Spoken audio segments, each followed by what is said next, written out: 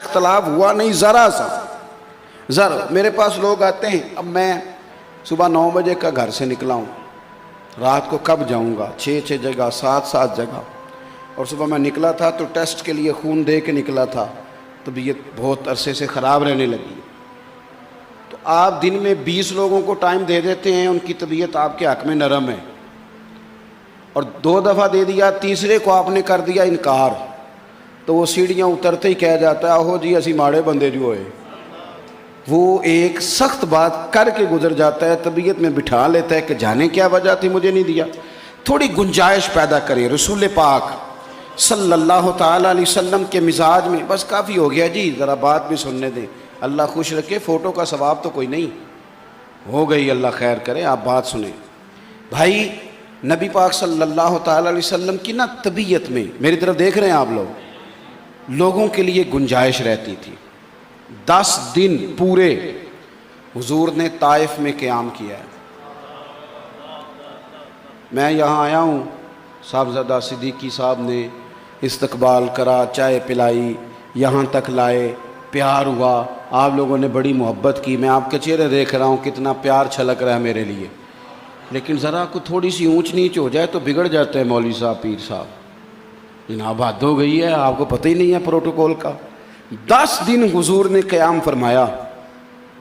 یہ بات سنو میری اور یاد رکھو، ایک بندے نے بھی کلمہ نہیں پڑھا طائف میں، ایک نے بھی اپنا ڈرائنگ روم نہیں کھولا، بلکہ انہوں نے پتھر برسائے، روڑے برسائے۔ میں کہتا ہوں ذرا ہمارے مزاج کے خلاف بات ہو تو ہم سخت ہو جاتے، لیکن یہ میرے محبوب کا قلب اطہر ہے، یہ حضور کا دل نور ہے، جس سے رحمت ہی رحمت چھلکتی ہے۔ حضرت عرصہ رضی اللہ تعالیٰ عنہ کہتے ہیں میں ساتھ تھا، میں نے عرض کی یا رسول اللہ صلی اللہ علیہ وسلم اتنی بھی کبھی کوئی تکلیف دیتا ہے؟ مہمان نوازی تو عرب کا مزاج ہے، ان لوگوں نے تو مہمان نوازی کیا کرنا تھی، روڑے مارے، پتھر مارے۔ حضور آپ اٹھائیں دست مبارک اور دعا کریں یہ تباہ ہو جائیں۔ تو محبوب نے دعا کی، ہاتھ اٹھائے، کیا دعا کی؟ کہا اے اللہ یہ بے عقل ہیں، انہیں پتہ کوئی نہیں یہ کیا کر رہے ہیں، تو کرم کر انہیں ہدایت عطا فرما۔ او یار یہ تقریر ہے میں کر رہا ہوں، یہ مصنف نے کتاب میں لکھ دیا، آپ نے سن لیا، 2 منٹ دعا کرو نا دشمن کے لیے، کھولو نا کبھی ہاتھ کھلتے ہیں، کرو نا تجربہ، یہ کہہ دینا۔ اور ہمارے ملک میں جب سے سیاسی فرقہ واریت شروع ہوئی ہے، سیاسی فرقہ واریت، اس نے تو تباہی کر دی، قوم کے اخلاق کا جنازہ نکال دیا۔ اتنے کبھی میری ملت کے جوان برے نہیں تھے جتنا ان سیاستدانوں نے ان کے منہ میں گالی اور ان کے ہاتھ میں وہ قلم دیا ہے جو دوسرے کے بارے میں سخت جملے کہتا ہے۔ یہ قوم بڑی حسین قوم ہے، یہ تو داتا علی حجویری کے وطن میں رہتے ہیں، یہ تو بابا فرید کا دیس ہے، یہ تو پیر مہر علی شاہ کا دیس ہے، تم نے اس قوم کا اخلاقی رویہ اس طرح کا بنا دیا ہے کہ یہ اتنے سخت جملوں سے ایک دوسرے کو یاد کرتے ہیں۔ حضرت عرصہ کہتے ہیں میں نے عرض کی یا رسول اللہ صلی اللہ علیہ وسلم 10 دن قیام رہا، ایک نے بھی کلمہ نہیں پڑھا، اور پتھر انہوں نے مارے، اور آپ ہدایت کی دعا کر رہے ہیں۔ تو یہ گنجائش ہے، یہ دلوں میں پیدا کریں۔ اللہ کے محبوب فرمانے لگے عرصہ مجھے سارا پتہ ہے، لیکن میں ان کے لیے پھر بھی تباہی کی دعا اس لیے نہیں کروں گا کہ مجھے امید ہے اگر یہ نہیں نہ مانتے تو ان کی آنے والی نسلیں میرا کلمہ پڑھ جائیں گی۔ ہم تو 1 منٹ میں سخت ہیں، 2 ہی باتیں تو تھیں جو کسی نے ہماری نہیں سنی، اور ہمارے مزاج میں اتنی سختی آ گئی، اتنی تلخی آ گئی، اتنے ترش ہو گئے، اتنا رویہ، یعنی کبھی بندہ ہنس ہنس کے بھی تو کسی بات کو قبول کر لینا، کبھی بندہ کہہ لے یار پھر کیا ہے، کسی نے کہہ لیا ہے تو بھلا میری کیا کوئی حیثیت ہے، ہو گئی بات، کبھی ہو بھی جاتی ہے۔ ہماری طبیعت میں جو بے پناہ سختی آئی ہے اس کا نقصان ہمیں یہ ہوا ہے کہ ایک تو کائنات کے خوبصورت رنگوں کو ہم نے پھیکا پھیکا سا کر دیا ہے اپنی نظر میں، اپنے ذہن میں، اپنے خیال میں، اور دوسرا یہ کیا ہے کہ وہ جن لوگوں سے محبت کے ساتھ ہم نے وقت گزار، جو ہمارے اپنے تھے، جو ہمارے پیارے تھے، جو ہمارے قریبی تھے، ان لوگوں سے ہم دور ہو گئے کیونکہ ہمارے دلوں میں وہ گنجائش نہیں، ہمارے دلوں میں وہ محبت نہیں، ہمارے ہاں وہ انداز نہیں۔ زندگی بھر بھی لوگوں نے مخالفت کی،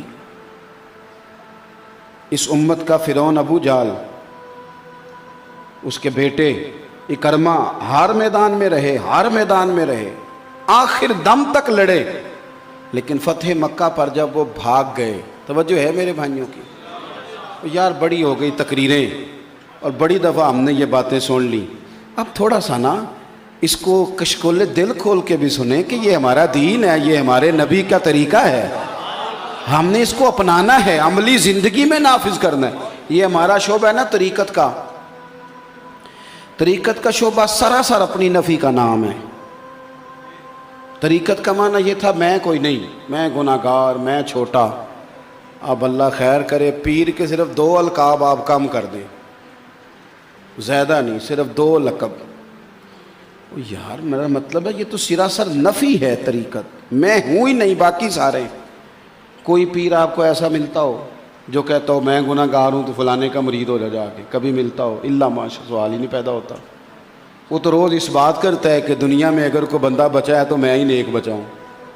ہمارے حاجی ابو داؤد صادق صاحب رحمۃ اللہ علیہ میں ایک دن موجود تھا، ایک شخص آیا، اس نے کہا میں نے بیعت ہونا ہے، بڑی دور سے جنوبی پنجاب سے۔ حضرت اندر تشریف لے گئے، اس علاقے کے 4-5 بزرگوں کے نام لکھ کے لائے، فرمانے لگے بے لیا ایڈی دور کتنے آئے کرے گا، یہ اچھے لوگ ہیں، نیک ہیں، تیرے پاس ہیں، تیرا آنا جانا رہے گا۔ اس نے کہا جناب میں سارے میں نے دیکھے ہیں پر میرا دل ہی یہاں لگا ہے، آپ مہربانی فرمائیں، چونکہ ان لوگوں نے نہ تو الیکشن لڑنے تھے، نہ جیبیں خالی کرانی تھی، نہ یہ بزنس تھا کہ چلو ہمارے گاہک زیادہ بن جائیں، مقصود یہ نہیں تھا، تو دلوں میں گنجائش رکھتے تھے۔ اس کا نتیجہ یہ تھا کہ امت متحد تھی، قرب ہو جاتا تھا، کہیں نہ کہیں فضا بن جاتی تھی مل بیٹھنے کی۔